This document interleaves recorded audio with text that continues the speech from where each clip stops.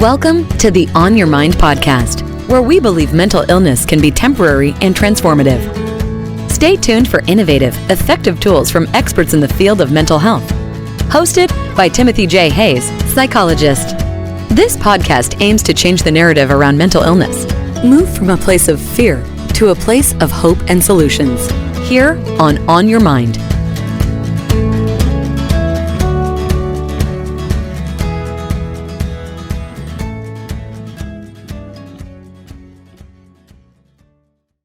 Sue Muncaster is a writer who lives in Teton Valley, Idaho, where she serves on the Victor City Council and works as communication manager for the Jackson Hole Travel and Tourism Board. Through her personal essays, poetry, activism, and consulting, her goal is to build community by offering an alternative to our divisive and toxic times, by bringing to light the mental, physical, emotional, and spiritual practices of people who are living wild, peaceful, resilient lives. At one point in the podcast, we begin talking about the possibility of an intervention. And I'd like to clarify that an intervention is as much and even more for the family of the person who is the focus. The well-trained interventionist helps the family, friends, and loved ones of the identified individual learn about their part of interactions which may be contributing to unhealthy or unproductive patterns. The goal is to increase understanding and help create communications that can open the door for better connection and collaboration in life, whatever the individuals involved may choose as their path. Well, Sue, thanks for joining us. It's delightful to meet you. Nice to meet you too. Thanks for having me. You know, I read the article that you wrote, which is getting so much acclaim and questions and feedback. I wonder if you could tell us a little bit about yourself and how you got into the position of being a writer and how you ended up with such a controversial or hot topic. So I'm living in Teton Valley, Idaho. I've been here for almost 25 years, and I started a writing career sort of to help with, I worked as a mountain guide for a long time, whitewater rafting, trekking, those kinds of things. And freelance writing became an opportunity for me to share the stories of the mountain lifestyle, adventure. I've written a lot about food and cooking, healthy stuff, local food, those kinds of things. And this is actually, honestly, the really first serious article that I've had published nationally. And it took me 8 months to write it, basically about my brother and my experiences with him and within my family as he dove deeper and deeper into these conspiracy theories. So he visited my family in Idaho unannounced from Texas last April, and through the course of the evening just started sharing some pretty wild ideas that he was absolutely sure were true. And then he went home to Texas, and for months I just tried to figure out, what could possibly be going on, and in the process found out how how many people are experiencing the same thing and how widespread these conspiracy theories are.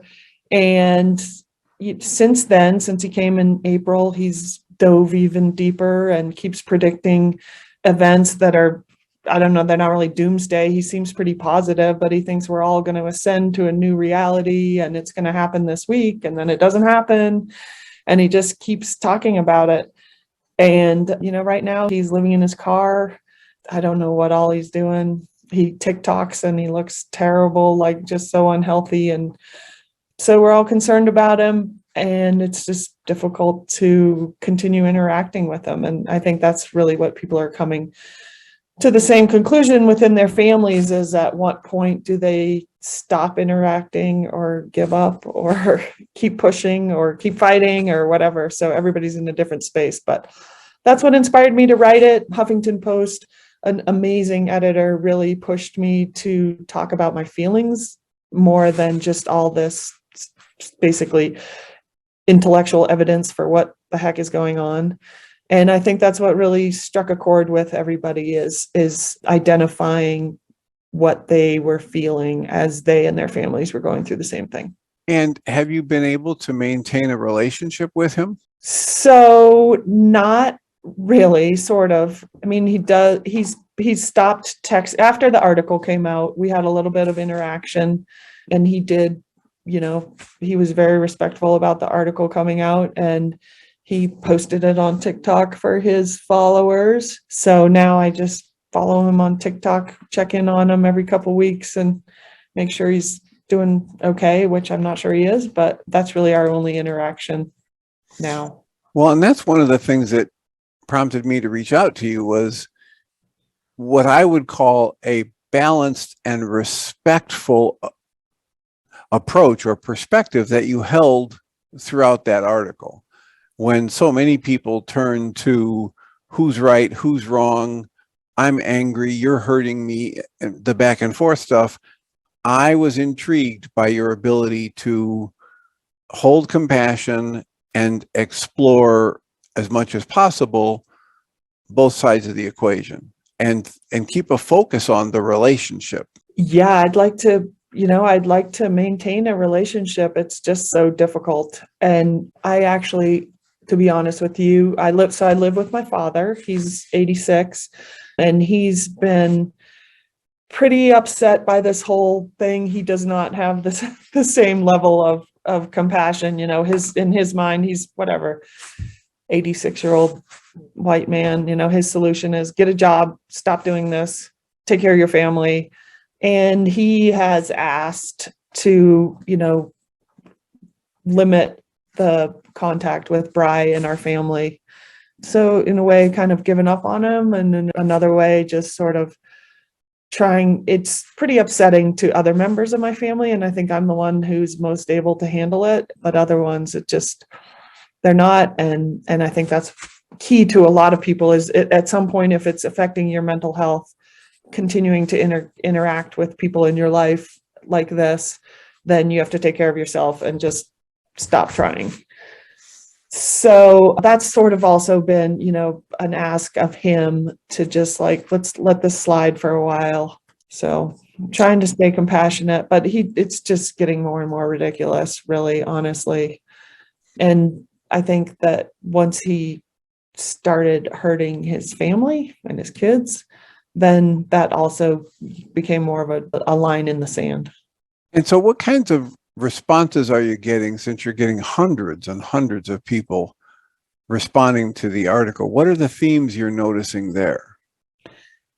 So I think, one thing was a lot of people wrote to say, based on sort of the story I was telling, that this is beyond conspiracy theory, and this is why you and I are talking, that this is a mental health issue. And I think they're telling me, I think you need to find some help for your brother, and I think you need to realize this could be schizo. I mean, there's been so many terms people have thrown at me, from schizophrenia to delusional disorders to whatever. And so really I think the theme there that people are trying to understand, or I'm trying to understand, is where does this, what I think is a really healthy distrust of media, government, big business, those kinds of things that everybody in North America and the world is really experiencing right now.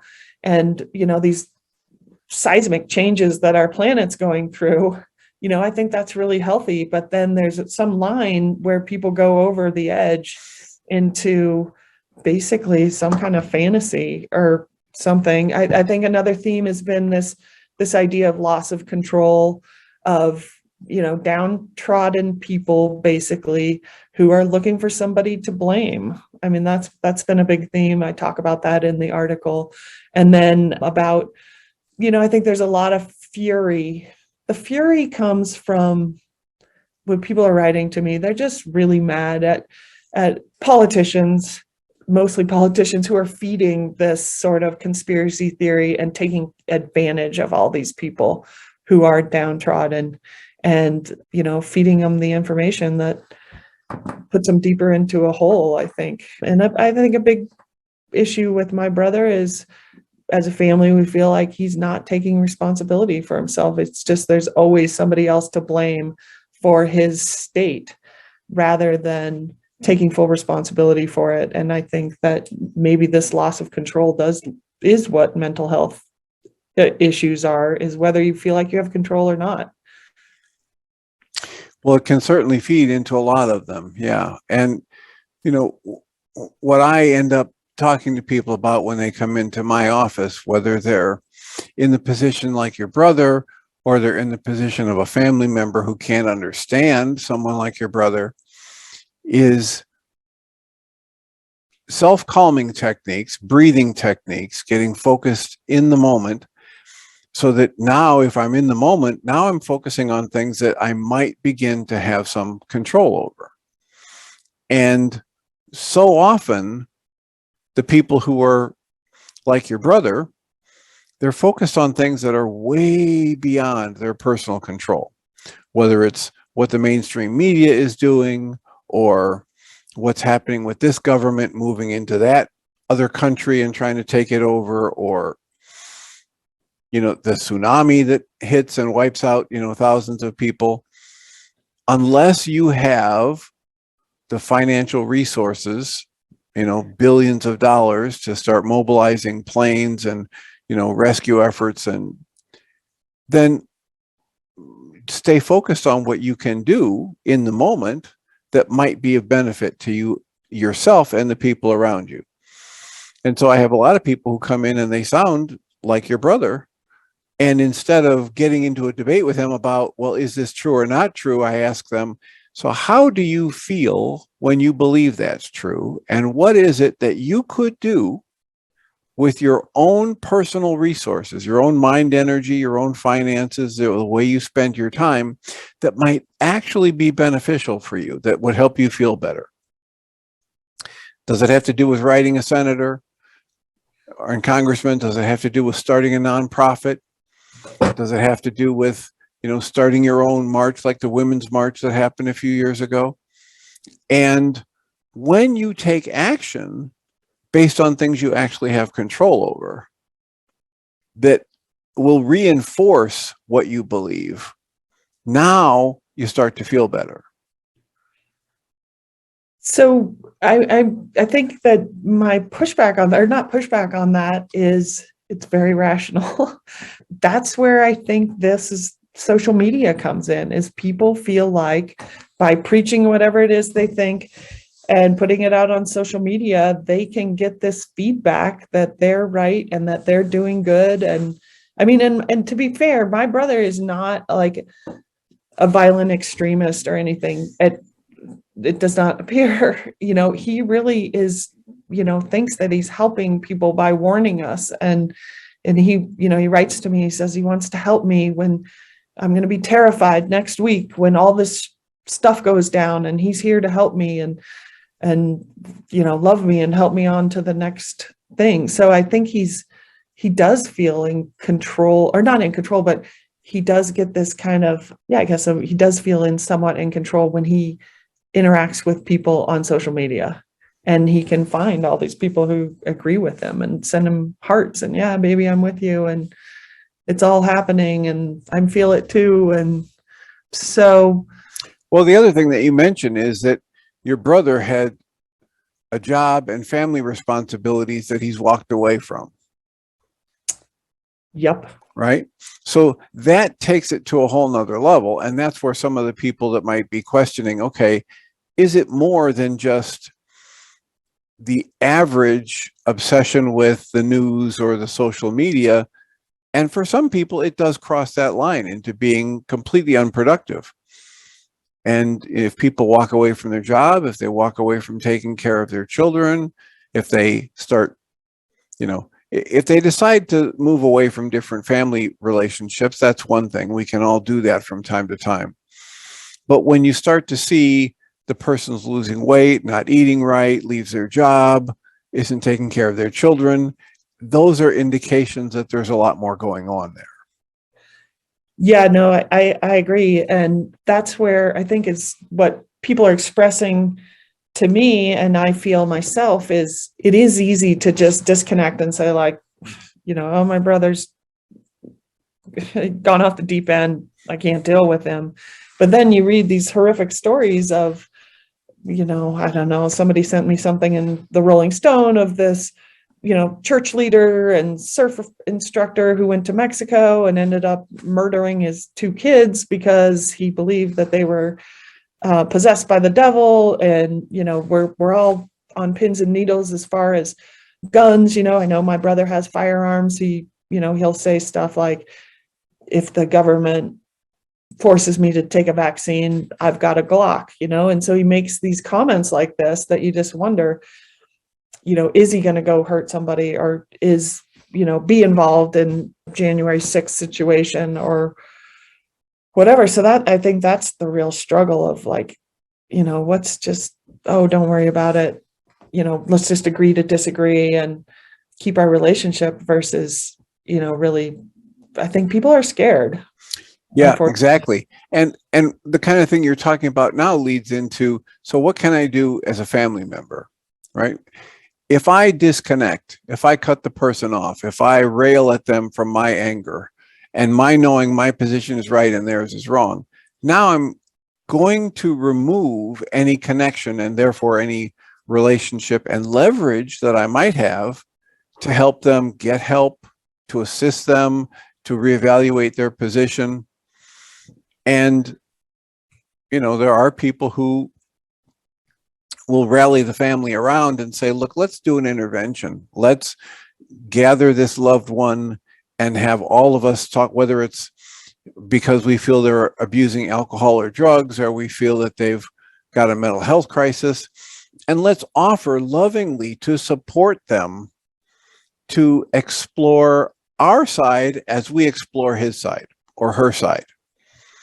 Maybe we sit down with somebody who can do an evaluation for reality testing and the mood swings, and maybe we hire somebody who does actual interventions, because there are people who've been doing this for alcohol and drug issues for a long time. And these people that are good at it, they know about family dynamics and communications. They know what to expect in terms of emotional outbursts and pushback. And they've studied what are the resources we might offer to the family members and to the individual who seems to be on the outs or struggling with the issue. And if I cut off all contact, I don't have any leverage there. I don't that power of connection, that compassion, that chance to be heard, I throw that away if I just attack the person or cut them out. Yeah, no, I've learned that attacking that's like the worst thing you can do for sure. As far as the intervention goes, we've talked about that. And, basically it's just like, you realize that unless the person wants help, that they're like, he's so distrustful of any kind of medical doctor. He's distrustful of pharmaceuticals. He's distrustful of the government. He's distrustful of government services. So when you're like, oh, let's get help, like if they don't trust all these organizations that can help them, until they commit a crime, you can't force anything on them. So that's really like where we're just at a loss. I mean, I think everybody agrees if we could get an intervention, we would. And he said that he said, oh, I'll go to a psychiatrist. If you want me to go to a psychiatrist, you pick one and I'll do it. And my sister's like, you're going to do that work for him? It's only going to work if he really wants to do it. And then, he's so bright that, there's some sense that he would just trick the psychiatrist. So, that sounds so good in theory, but we've talked about that. And also, his wife honestly doesn't really trust that either. So, unless she's on board, it seems pretty difficult. So I was just also going to throw in that, I'd love to know what you think about this idea of isolation and how isolation has just really helped accelerate all of this, where, people just don't feel connected anymore. And the more isolated we are and the deeper we go, obviously, into the internet for connection, I think that's contributed quite a bit to this acceleration of all of this happening. Yeah, absolutely. For decades, I've talked to people about turn off the news. It's not really the news. It's just the worst of the worst stuff from around the planet kind of, funneled into your eyes and ears. And that's counterproductive. Well, and quite literally for decades in therapy, I've told people, if you really feel like you need to see the news every day, watch 1.5 hour news cycle in the morning, and that should be it. If you need it, another half an hour news cycle at night, because you can turn on these news shows these days and it'll be that same half hour replayed for 4 or 5 hours until a hot story comes up to bump one of them. And then, so you're just feeding all of that. This is the biggest explosions, the worst tragedies, the most violence that we can find, because that's what makes people tune in. So it's not really the news, it's just the worst of the worst stuff from around the globe. And I've told people, turn that down, turn that off, and actively work to put good stuff in your ears. Motivational stuff, learning a new language, something that teach you a skill, a book on tape, a nice, novel that you want to hear, and pump that stuff in on a regular basis. So you're putting more good stuff in, because what we end up thinking and feeling has been programmed into us. We are not, born as these genius, intellectual, independent thinkers. We're conditioned by our culture and our family. That I've been telling people for decades. It's been very useful for a lot of people. Turn off the news and start putting the good stuff in. That's been amplified exponentially with the internet and the algorithms that start narrowing that focus even more and bringing to me only what I say I want to hear, or only what I agree with. And, there's been a documentary on Netflix about this that really talks about the power of those algorithms to keep me from getting exposed to other flexible thoughts, more divergent thoughts, different ways of being and rationalizing. And I just start sucking on this thought pattern that I think is right, and then it just gets amplified. And before you know it, woven into there are, and here's how these other people are really bad because they hold a different idea. And there are factions that benefit from separating us. The algorithms have gotten, it just amplified it exponentially. And it's something to be very careful about, because we're literally being programmed. We've been programmed from, the advertisements that are on our televisions in our living rooms for decades. And I would tell people, turn that off, because the longer you sit there, the more it's subliminal stuff, the more it's just repetition. And you're going to be thinking, well, maybe I need this pill for depression. I should talk to my doctor. Or maybe I need this bigger, fancier car when I can't really afford it. And that's the kind of thing that, in one respect, if we listen to what's in our favorite YouTube channel and our podcast, our favorite podcast people, if it's anything other than loving and compassion and mindfulness and, finding your own healthy lifestyle, if it's anything other than that, if it's got to do with politics and taking this position or that position, as soon as those podcasts get popular, they need to keep feeding and fueling the intensity of their position is right and the other one's wrong. Yeah. And you're just going to get sucked into that unless you're quite mindful.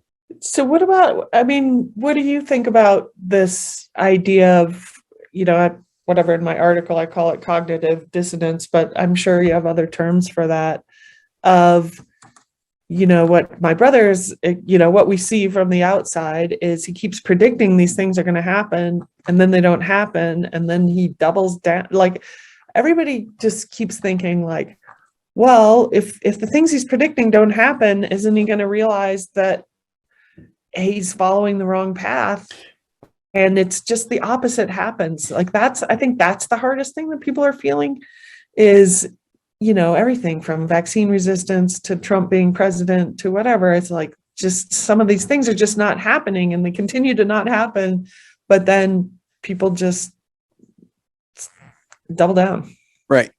And, it reminds me of when I was in training for the graduate degree and working in psychiatric hospitals. Continually, we would be told that the hardest thing for us to help people with is paranoia, because they've got a thought system that would be called delusional, because as far as the people around them can tell, it's not based on hard facts that can be measured, and that the predictions made from it, as you're saying, don't keep coming true. So let's say somebody believes that, and they're in a psychiatric hospital, and they believe that the staff is trying to poison them. Well, the more you try to convince that person that you're not trying to poison them, the more they're going to believe you're in on it, to the point where everything that happens can be woven into and spun into the delusion. The example that I actually saw firsthand was a patient who thought the food was being poisoned. And so the worker said, no, I can hear, I have my own spoon. I'll, dip right into your soup and I'll taste it. And the person looked at him, and there was this momentary pause where you could just see the wheel spinning in the person's mind. And then the person said, you've taken the antidote. Right? That's how it's going to, and so they wouldn't eat the food. So it didn't matter what we would do when they wanted to believe that we were against them. They were going to find a way to override any evidence we could present, or weave that evidence into their conclusion. So it is one of the harder things to overcome. It has been traditionally, and I've been doing this work for, it'll be 48 years in June. So at least 50 years worth we've known in the profession, dealing with somebody who's paranoid is one of the hardest things to do. And so I have to have them let them have their belief system, and then just try to work with them based on the things I can control to try and keep them safe, or offer another position, because there have been times where people have awakened from the parade of predictions they're making that don't come true. I've had a number of people who've been in my sessions where they've gotten so focused on their particular YouTube news channel or their blogs that they've come to believe this is it. It's going to happen this week, next week, the next week. And or they've gotten so agitated that they've blown up their romantic relationships because they've talked about hurting somebody or somebody should die, and they've scared their friends and family. And then they've awakened because they didn't want to lose that relationship. And they backed off and said, wait a minute, you're really afraid of me? And then the family or a friend would say, yeah, you just said this, and I can't take a chance on that.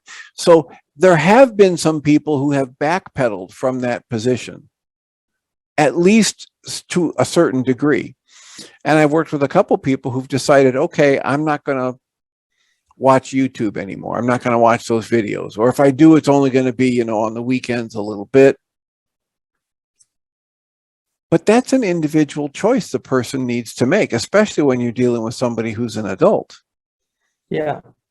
And it's one of the more difficult things for us to allow, is that I can't make anybody do anything they don't want to do. That's the frustration in our family. So the big struggle, the challenge for a lot of us is, how can we stay engaged with the person enough to keep the door open in case they do want to make a turnaround, in case they do want to reconnect, or open their mind to looking at both sides of the equation. And it's a challenge because sometimes people are going to want to go do something that I can't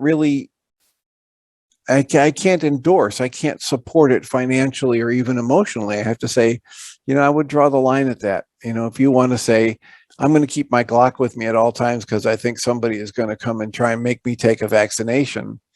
Well, I can't say to that person, that's a great idea. Stay safe, keep your gun loaded and cocked at all times. And I have to say, that sounds like an overreaction and rather dangerous. And, you don't have a concealed carry permit or whatever it is. But other than that, everything I can do to say, I understand that if that's what you believe is true, you would have some very strong emotions right now. And then the next step I take as the therapist or the psychologist is to say, can I get you to take a breath and scan your body and notice, how do you feel right now when you talk about that? And quite often when they're in the session with me, their blood pressure, their respiration, their heart rate is going right through the roof. And we're just sitting in this office, reasonably comfortable chairs, climate control, and they're just like, and when I can get them to slow down and focus on that, and then what we teach in this work is how each of us is creating our own emotions, that's how we've gotten through the sessions, bringing the agitation and the escalation, bringing it down. And then, it might be, many, many sessions of doing that, demonstrating to them that, what they really are generating within themselves a lot of tension, a lot of fear, a lot of rage, a lot of, exuberant joy about, the coming of the new life that they're on an emotional roller coaster that they are creating. And if they'll just start to recognize that, they might choose for something a little bit more peaceful, a little bit more level, at least clipping off the ultra high highs and the real deep lows or the real intense rages.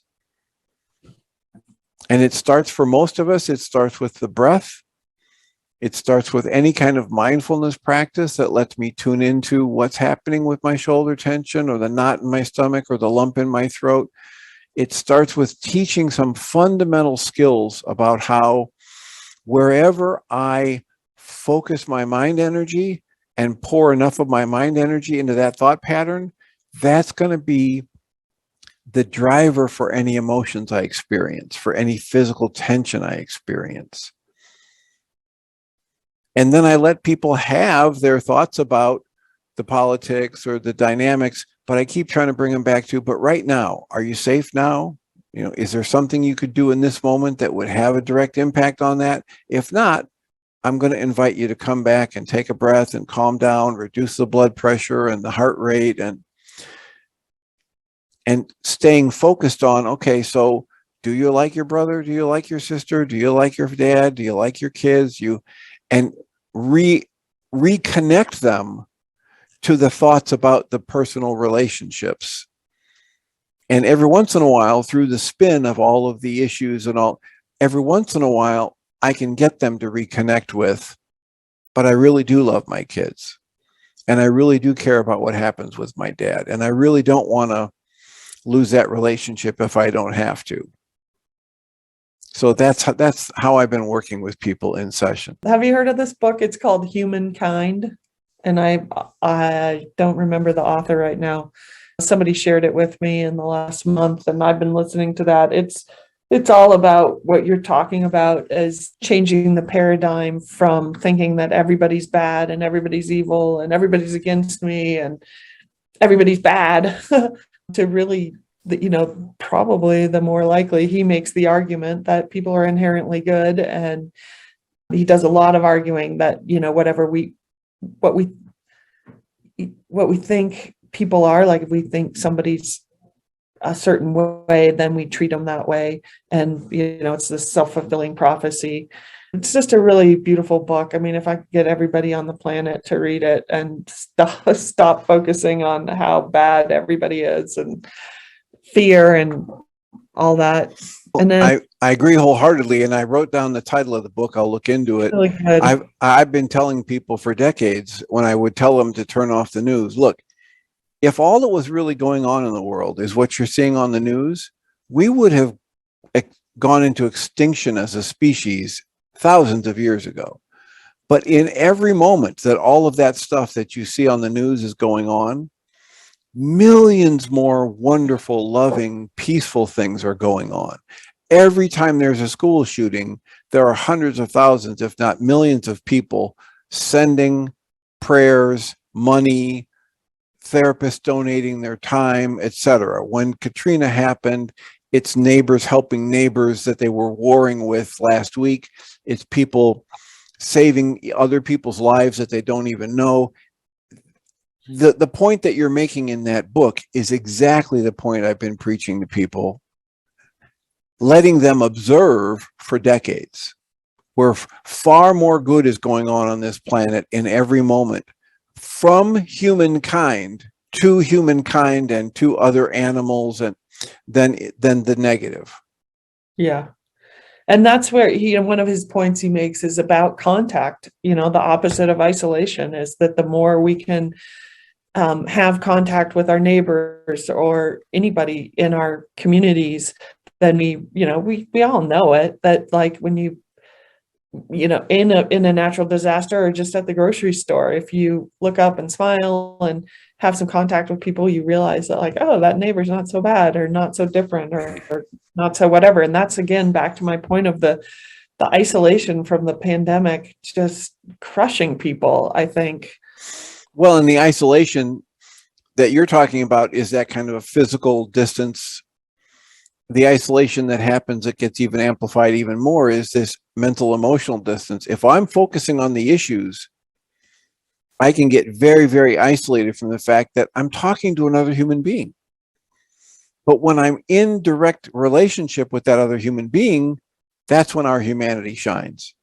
Yeah. There's the book Tribe that talks about how they were worried. They've been worried that, for instance, when the bombs were dropping on London, and they thought, well, the electricity is going to go out, and the government's going to shut down, and it's going to turn into, absolute violent anarchy, chaos, people stealing each other's foods. And the exact opposite has happened time after time. When the government system shut down, people become loving, respectful neighbors. They become each other's heroes. They become connected in a way, and the goodness comes out far more than the chaos and the violence. What I would just throw in there, that along with the mindfulness and breathing, that I think, what helps me deal, and I just can't imagine living without it, is an opportunity to be outside in nature every day. And that's where I live as a choice, in the mountains, since I graduated from college, really. And, we're experiencing explosive growth of people moving to the mountains or the beaches or whatever it is, someplace to be closer to nature. And I think that that's also contributing to, I think of people who are, especially in the pandemic, who were in a city on lockdown, and their only access to anything was digital. And I can't imagine if that was me. I would have gone crazy for sure. Yeah. Well, and this is the other thing that I was going to mention earlier when you were talking about your brother and his resistance to get help.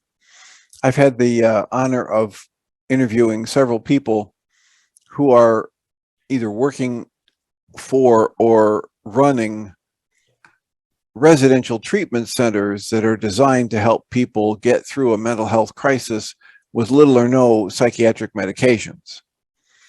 And so there's the Alternative to Meds Center in Sedona, Arizona, and there's Inner Fire in Vermont.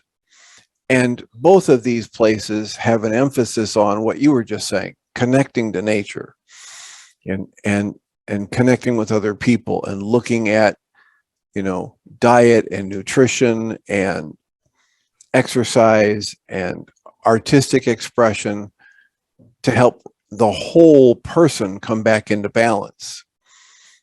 And, if you're doing that with the recognition that whatever psychotropic medications are being given were only ever originally intended to be a short-term stopgap to prevent somebody from doing serious harm to themselves or somebody else. It was never intended to be a cure. It's not a cure. They know it's not a cure. They know all it does is suppress symptoms. So if that's not the cure, what is? Well, what is what you're talking about. Reconnecting with nature, finding a sense of purpose in life, finding a way to get connected to community, finding some connection to your own presence as love and your ability to extend that to others, feeling a sense of purpose that you are somehow contributing to your friends or your family or your community in a purposeful way that resonates with you as being meaningful. And that's what, over and over again, the people who are helping from a functional medicine perspective or a holistic or an integrative medicine perspective, that's what they're finding. These are the ingredients people need to build a healthy, happy life. I think I've been thinking about, somebody just a week ago or so was talking about relevance, and that being something that we're all looking for is a sense of relevance. And when I look at different, not beyond my brother, but just interactions I'm having with other people, even in my dad is a good example of somebody getting old and like not feeling like they're relevant anymore. I mean, I think that that's contributing to some of the mental health issues that are, skyrocketing these days. Is, I don't know if that's being fed by, social media and things like that for teenagers. Exactly. As I just finally got a teenager into college and she's doing great, but she had a rough time in her, as all young girls do, of just, looking at social media and thinking that people are more relevant than you. And how do you become relevant? Well, I'm not relevant, so who am I? And that's another topic. But I do think, as it relates to my brother, I think that everything he's doing right now, and him going on TikTok and promoting these fantastical ideas where he's the hero at the end, is an attempt at relevance in somebody who wasn't feeling so relevant as his life was crumbling, in the last few years, really. Well, and what I just had somebody say this to me yesterday in a session. She was absolutely floored by the concept that what was driving her using drugs and food and sex and other things as a distraction wasn't that she had an addiction. It's that she was using those substances, those behaviors, to avoid pain. And it was like, are you kidding? She'd never thought of that before. But one of the most useful ways to think about addiction is it's the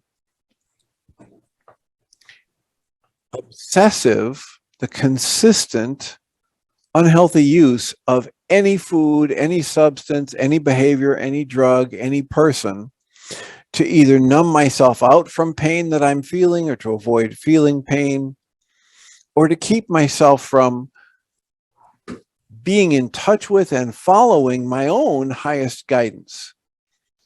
And that's a definition that comes from Dr. Michael Rice, RYCE, and his set of tools that are available to help people understand different ways to dismantle your pain. Because the addictive process is most often just avoidance of pain. And so the cure for most addictive processes, aside from abstinence, is removal of the source of the pain, correcting the problem at the cause level. So I guess what I was saying about relevance, I mean, do you think that that's a big source of pain for people? Yeah, for some people, if they feel like they got no purpose, or they're not relevant, or nobody loves them, or they're not lovable, all of those are things we use to generate pain. And this is why so many of these programs that help people, and especially kids, they have the Outward Bound programs. They take them outside of the cities, they take them out to the mountains or lakes or rivers, and they teach them how to connect to the natural world. They build some sense of skill in them. They build a sense of competence, individual competence. And that helps them feel relevant. That helps them understand when they get into these team building exercises that no person can do it all on their own. Even the ones that they used to imagine were the high and mighty. So it's a balancing, it's an evening out, it's a finding their own strengths. And usually when they're in those kinds of team environments, they, even though they may resist it mightily for a long while, they eventually make connections. And when we make connections with others, we soften. And then the weirdest thing happens.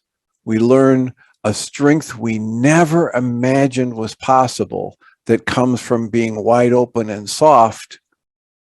And it's pretty much the opposite of being shut down and hard in our rage.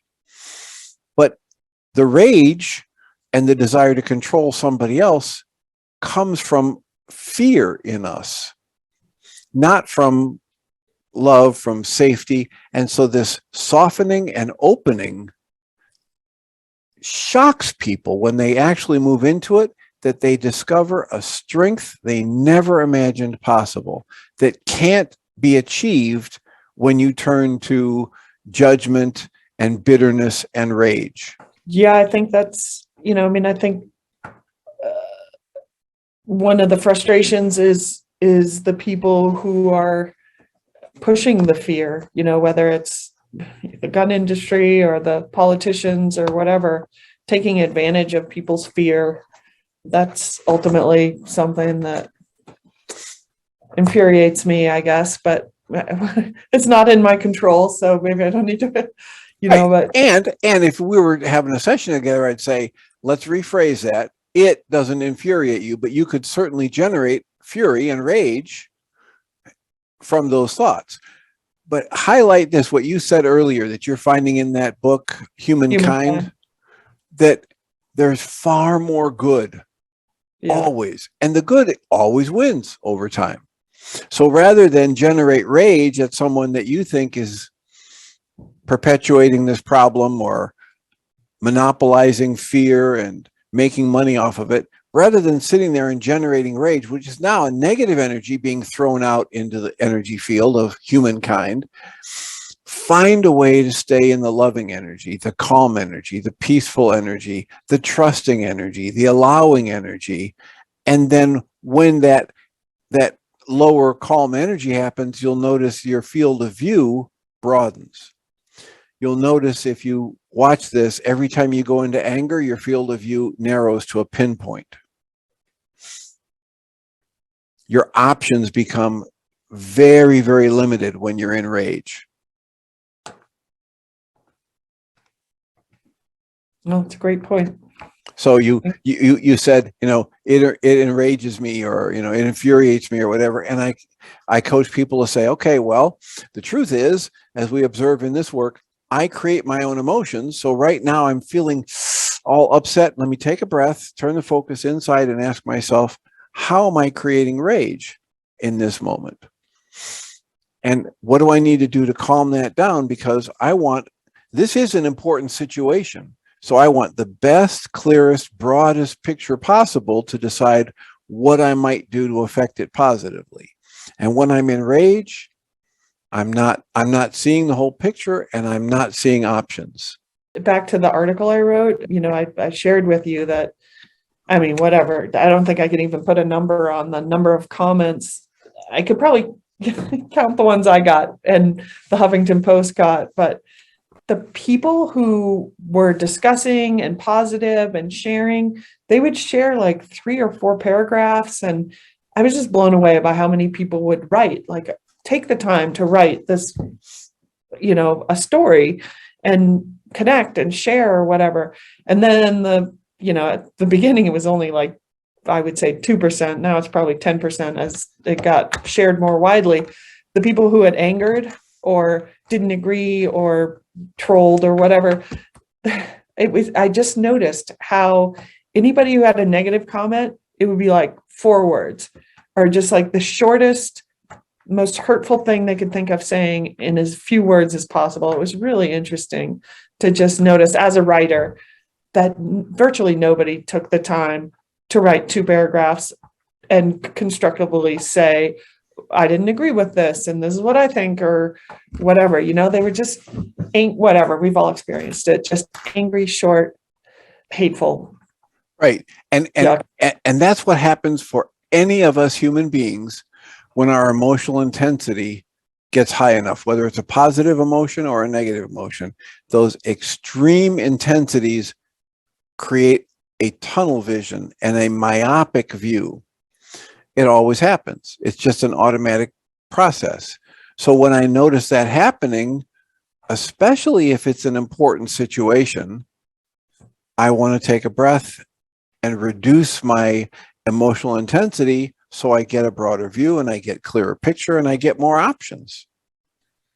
I think that's what people were thankful for who read my article that took 8 months to write. It took me that long to, I guess, be open to all the possibilities and try to write about it and understand it instead of, I could have written that article in 2 days after he left my house back in April and just, and it would have been horrible. Right. It would have been very intense, very short.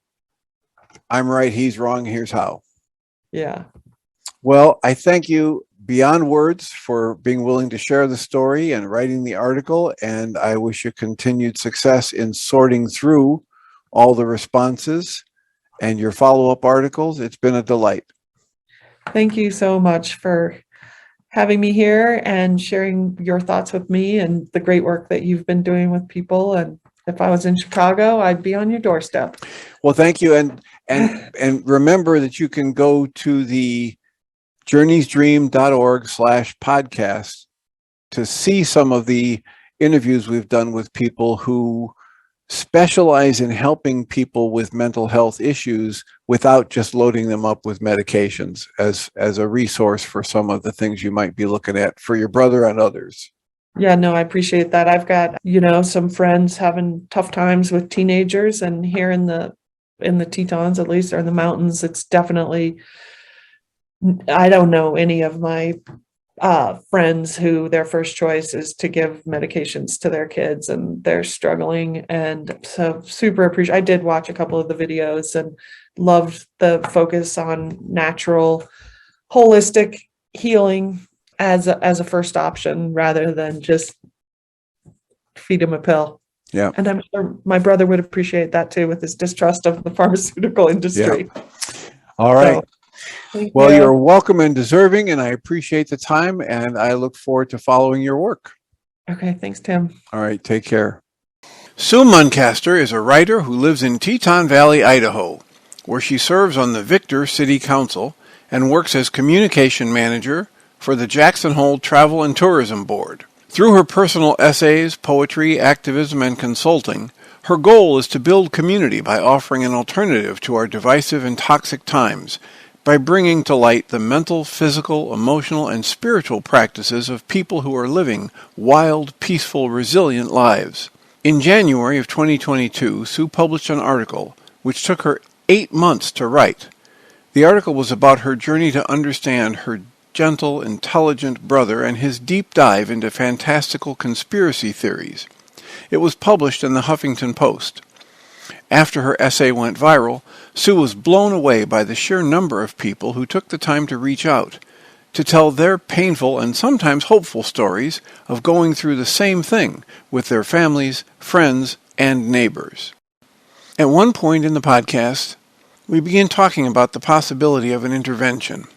And I'd like to clarify that an intervention is as much and even more for the family of the person who is the focus. The well-trained interventionist helps the family, friends, and loved ones of the identified individual learn about their part of interactions which may be contributing to unhealthy or unproductive patterns.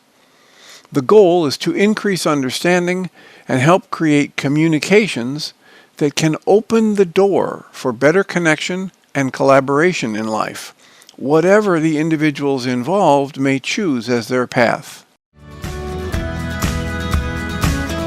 You've been listening to the On Your Mind podcast, offered by Journey's Dream, where we support people through mental health challenges to a place of true and lasting well-being. If you love our show, we invite you to visit onyourmindpodcast.org to join the conversation, access the show notes, and discover our helpful resources. Thank you for listening.